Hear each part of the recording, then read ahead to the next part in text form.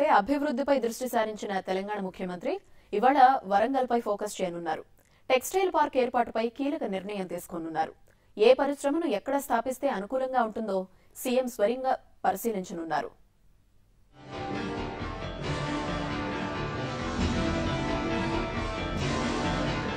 హైదరాబాద్ దాని చుట్టుపక్కల ప్రాంతాల్ని aerial survey ద్వారా పరిశీలించిన సీఎం కేసీఆర్ జిల్లాలపైన దృష్టి సారిస్తున్నారు.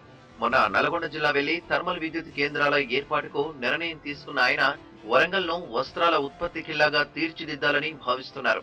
అందుకోసం ఇవాళ ఓరుగల్లు వెళ్లనున్న కేసీఆర్ స్థలాలను పరిశీలించనున్నారు.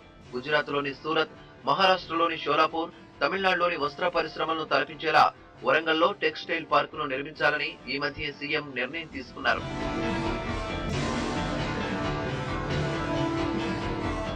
నగరానికి 10 కిలోమీటర్ల దూరంలో హైదరాబాద్ మార్గంలోని మడికొండ ప్రాంతంలో 60 ఎకరాల విస్తీర్ణంలో టెక్స్టైల్ పార్కును నిర్మించనున్నారు.